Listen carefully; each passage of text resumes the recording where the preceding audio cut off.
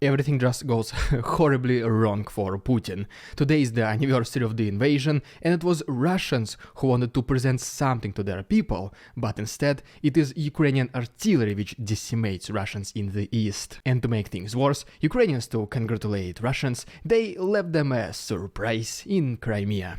But more about all of this in just a couple of minutes.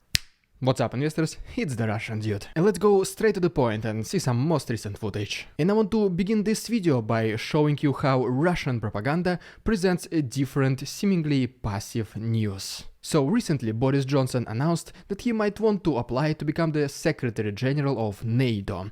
And this is the picture Russian media used. And then here is another picture, for example, from Ukrainian media, which was talking about the very same news. Which just basically shows you the level of desperate Russian propaganda, that they started attacking individuals personally. I think the last time I did it myself was like in kindergarten, and I was still ashamed of it.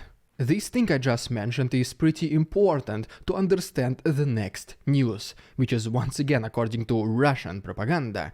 Ukrainian forces, they initiated their invasion into Transnistria. They say that this is pretty much an undeniable proof that the Ukrainian forces are advancing, because they're using the light very bright. Yes, this is pretty much kind of what they said. And shortly after making this statement, the Ministry of Defense of Moldova, they completely refuted this Russian statement. Next we go to Poland, and as you can see from this picture, they started installing these anti-tank barriers on the borders with Belarus and Kaliningrad region, which belongs to Russia. And then as we go to Ukraine itself, they also started digging these trenches and defense structures on the borders with Belarus. Speaking about Ukraine, today the Prime Minister of Spain, Pedro Sanchez, has visited Kiev, and after negotiations with the Ukrainian side, Spain will be increasing their tank support to Ukraine, and instead of 6 Leopard tanks, they'll be sending now 10. And speaking about the tanks, according to the Minister of Defense of Sweden, Paul Jönsson, Sweden will be preparing a new military support package to Ukraine, which will very well possible also include Leopard 2 tanks. And then Finland also pledged 3 more tanks to Ukraine.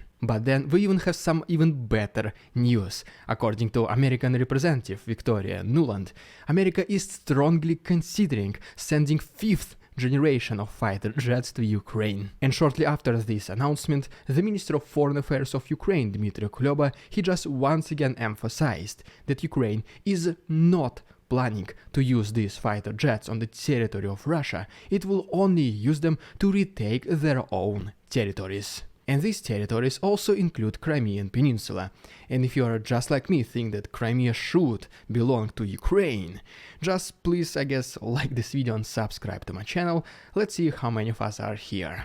You can also follow me on Instagram to see how I live outside of YouTube. But okay, even bigger event is that today is the anniversary of the Russian invasion into Ukraine, which happened on February 24th, 2022. And just one day before this, Russia celebrates the Defenders of the Motherland holiday. And so, in his address to the nation, Putin congratulated people of Russia, because according to him, every single person is the defender of the motherland. And then he was strongly emphasizing and concentrating on the nuclear triad of Russia, which includes the deliveries of nukes by air, land and sea. He then also mentioned that at this very moment there are no equivalents to the Russian military vehicles in terms of the firepower. But I mean, this whole year of Russian invasion, I think it proved otherwise.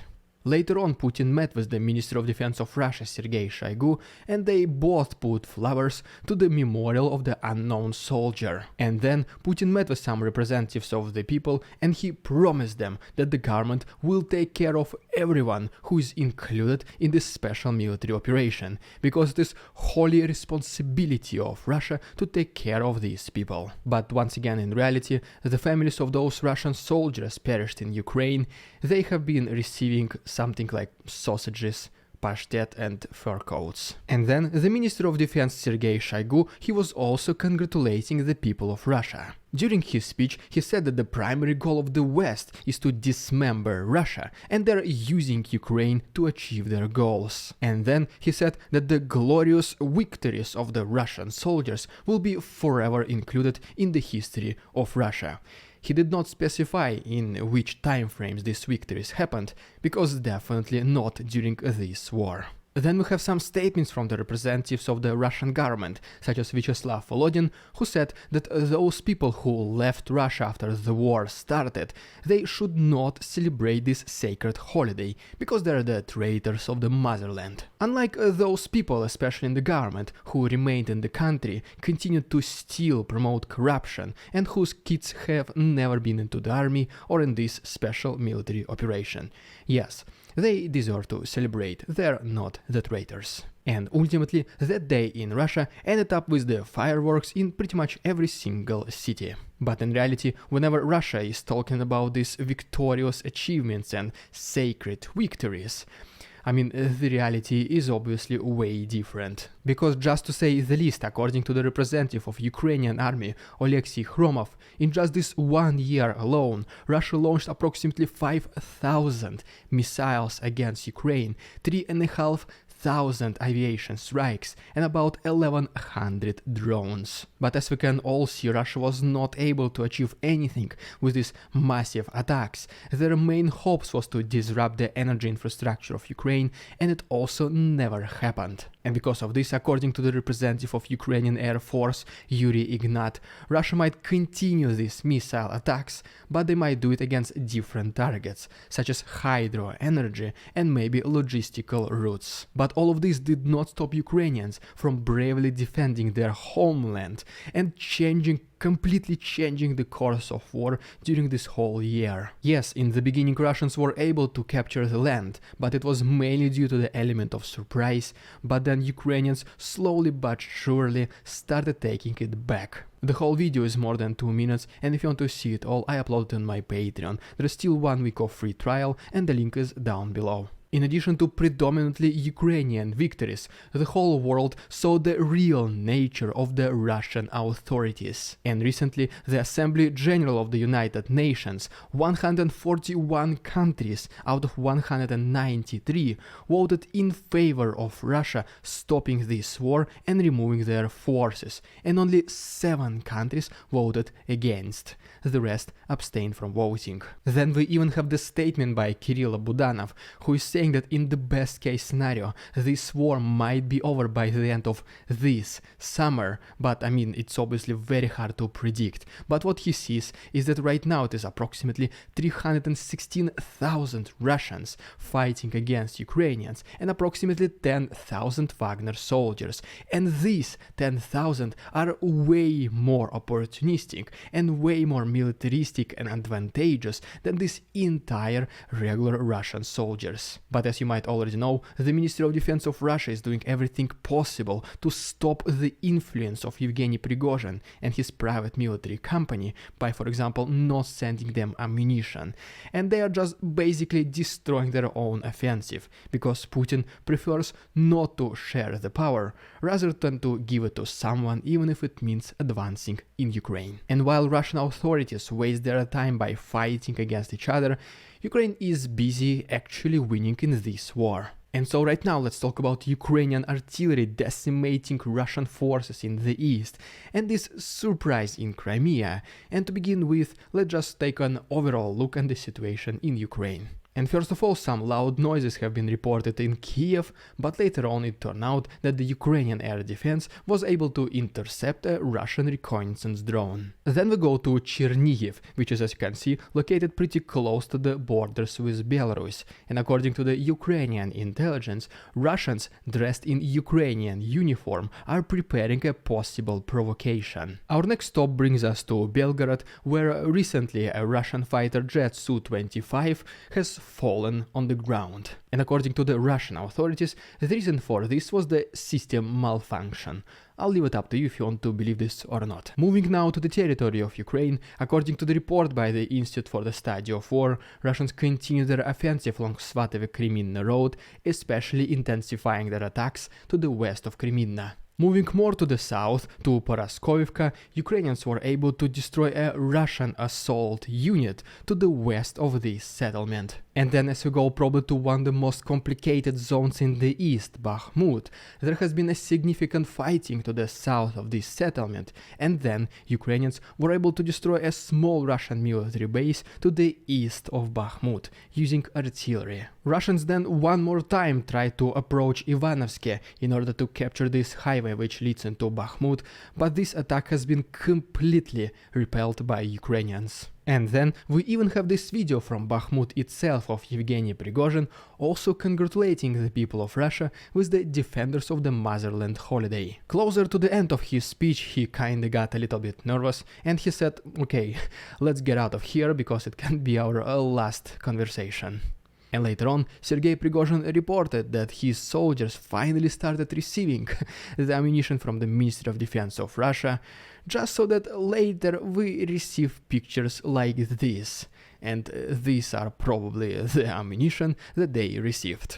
As you go more to the south, to Donetsk city, some loud noises have been reported in this place as well. And by the way, yeah, all the full versions of these videos with sound and everything will be also available on my Patreon. And so then, as we go to Marinka, Ukrainian anti-tank unit along with the artillery was able to destroy a military convoy of Russians, destroying 4 tanks and 2 armored personnel carriers. Reportedly, Russians in Vuhledar also do not want to go into offensive anymore, because they don't see the reasoning behind this. They simply advance, they cannot do anything, they're met with heavy artillery fire by Ukrainians, and they're just being sent to this slaughter. And it's not just in Vuhledar. According to the same report by the Institute for the Study of War, many Russian units across the entire eastern front line, they do not want to attack, simply because they do not have enough fire and manpower. But wait, there is more. I mean, today is the anniversary of the invasion, right? So Ukraine decided to give a present, or I mean a surprise to Russians, and according to the Ukrainian resources, they were also able to destroy many military formations of Russians on Kinburn speed, also using the artillery. And among this military equipment which has been destroyed is the S-300 launcher, couple of boats, couple of raiders, mortar positions and the ammunition depot. But it did not end here, because allegedly, thanks to Ukrainian partisans, they were also able to destroy a section of a railroad next to Simferopol. Russians obviously claim that this particular railroad was only used by civilian trains, but I mean, come on. Obviously it was used by military trains to send their supplies to Kherson region and more. And then, when you thought this is already more than enough, according to the representative of the Russian government Marat Husnulin, the Crimean bridge is now fully repaired and functioning 39 days before the alleged date when the repairs were supposed to be over. And so, whenever Russians already spent a lot of money and resources on repairing it, now this becomes another viable target for Ukrainian HIMARS. And just when you thought that this couple of days of complete dominance of Ukrainian artillery in the east and these pretty surprising events in the south, including Crimea, just when you thought that this was already kinda more than enough, then, according to Dmytro Kuleba, he said that Russia is expected great events to be happening on February 24th. What he directly meant are the political and diplomatic actions against Russia, such as, for example, increasing sanction pressure, but also what he did not say is the pressure on the battlefields, which, as you can see, apparently Ukrainians could not hold any longer, and they started a couple of days in advance. And then you realize that the February 24th has just started, so we might see even more great news from Ukraine in the near future. But you know what, it does feel like just the beginning. 2022 might have been the year of the Russian invasion, but 2023 will be the year of Ukrainian liberation. Because as for now, literally everything has been going horribly wrong for Putin. Not a single goal has been achieved. The Russian authorities have been humiliated by pretty much everyone in the world. And they cannot do anything and they cannot end this war. The whole invasion started 1 year ago, and just like I was already making the assumptions in the past, most likely Putin was told that this will be a very easy war, we will take Kiev in 2-3 days, so don't worry, we can invade. And based on this fake information, because nobody has the guts to lie to Putin, Putin decided to proceed with the invasion, which later turned out to be his grave mistake. It has even been mentioned that almost no one from his inner circle knew about this invasion all the way until this happened. And as soon as all these oligarchs started to realize what's happening, they have been completely shocked and they didn't know what to do, but at the same time furious at Putin. Probably one of the people who told Putin that this invasion will be extremely easy was Viktor Medvedchuk, and he even had the audacity to say something as ridiculous that the ex-president of Ukraine, Viktor Yanukovych, he will greet Putin in the capital of Ukraine, Kiev, with open arms and say, "Thank you, Putin." And I know, however ridiculous it sounds, but apparently, in case this is true, Putin believed it. So now you can only imagine which other crazy things he has in his mind. But at least there is one thing certain, which is, unfortunately, that now Putin cannot back down. He cannot just simply end this war right now, say "I'm sorry, I was wrong," without any consequences for him personally or his inner circle. And because of this, Putin and the Russian authorities are now facing the dead end, where there is not a single correct option, which is well deserved for what they did in Ukraine. And so yes, most likely 2023 will be the year of Ukraine. If you don't want to miss any of these events as soon as they start happening, just please subscribe to my channel, it only takes one click. And if you want to support my work, please consider becoming my channel member, use a PayPal link or become my Patreon, where still 1 week of free trial. All the useful links can be found to the right and down below. Thank you so much for your attention, товарищи, and see you tomorrow.